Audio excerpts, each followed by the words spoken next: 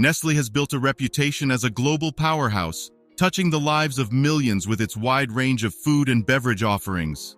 From the delightful crunch of a Kit Kat to the aroma of freshly brewed Nescafé coffee, Nestle has become deeply ingrained in our daily lives. But behind its seemingly innocent and familiar brands lies a darker side. Its practices have come under scrutiny, particularly regarding water exploitation. The company has a track record of depleting local water sources, leaving local communities in a dire state of water crisis. Nestle's aggressive and misleading marketing tactics have also targeted vulnerable populations, particularly in developing countries. The truth is, Nestle's controversies extend far beyond what meets the eye. It's time to pull back the curtain and shed light on the dark side of this household name. So buckle up and prepare to be shocked as we unveil the truth about Nestle. Nestle's journey began in 1866 when it was founded by a Swiss pharmacist named Henri Nestle. Henri Nestle's initial focus was on developing nutritious alternatives for infants who were unable to breastfeed. He created a groundbreaking product known as infant formula, which gained popularity for its ability to provide essential nutrients to babies. This innovation marked the beginning of Nestle's success story. As the demand for infant formula grew, Nestle expanded its product line to include condensed milk. This new product was widely embraced by consumers for its convenience and long shelf life. Nestle's commitment to quality and dedication to providing safe and nutritious products quickly earned them a reputation for excellence. But after the death of the founder, Nestle's company started to change its focus and expand its trajectory. In 1905, Nestle merged with its biggest rival, the Anglo-Swiss company, which also produced milk products. With this successful merger, the company began to establish its presence beyond Swiss borders and expand into international markets. Nestle's main products, such as infant formula and condensed milk, have achieved widespread success worldwide, resulting in substantial profits. This financial success has enabled the company to expand further by acquiring other companies and developing new products.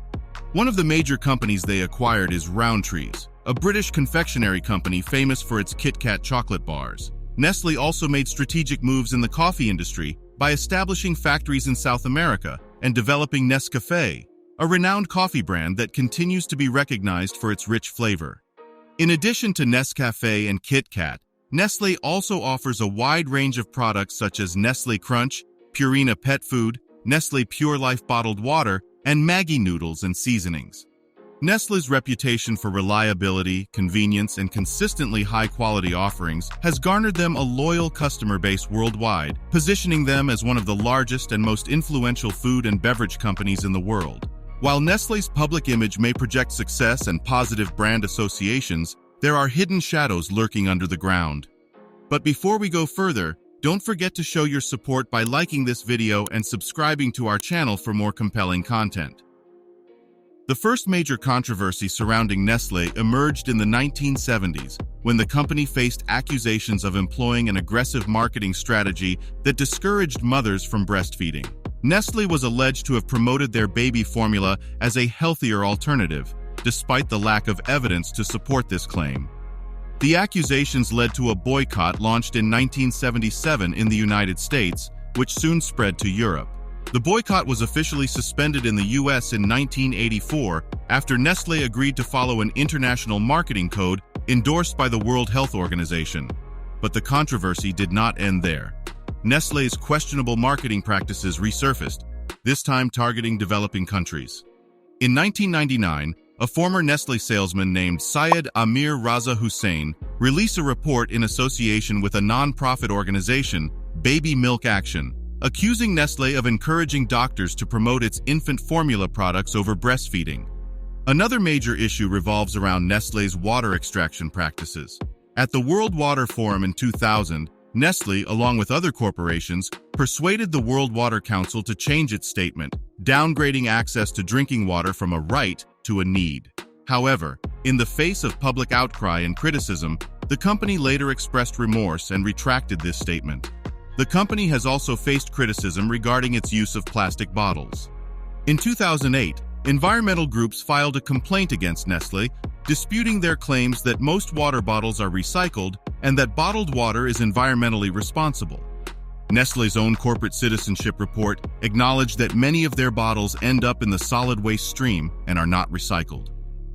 We remind you again to support our channel by hitting the like button and subscribing to our channel. By subscribing, you'll stay updated on future videos where we continue to shed light on important topics and promote responsible consumer choices.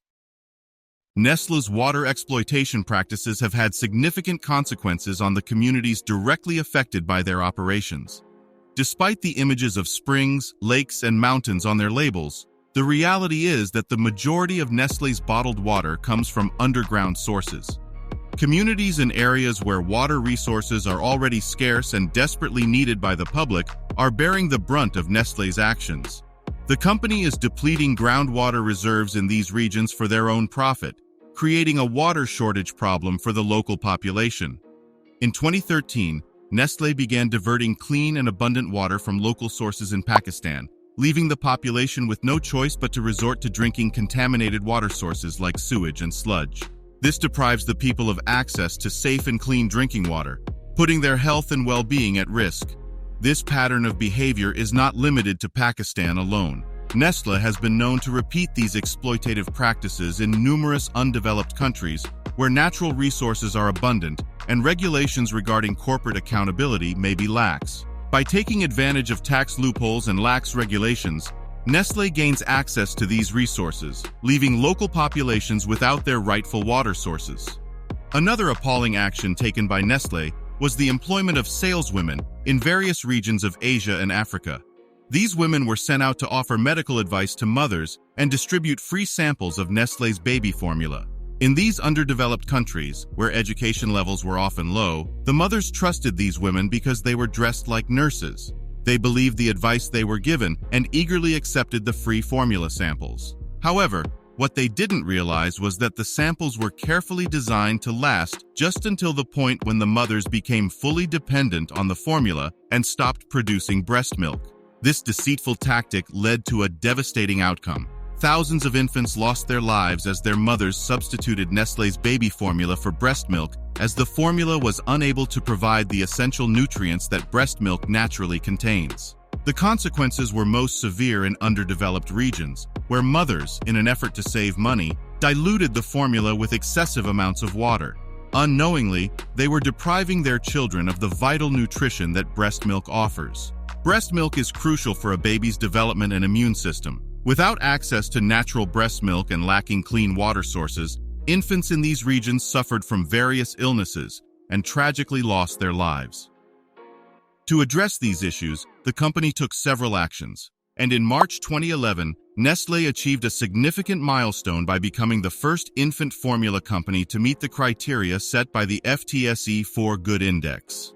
The inclusion of Nestle in this globally recognized benchmark demonstrated the company's commitment to improving its environmental, social, and governance performance.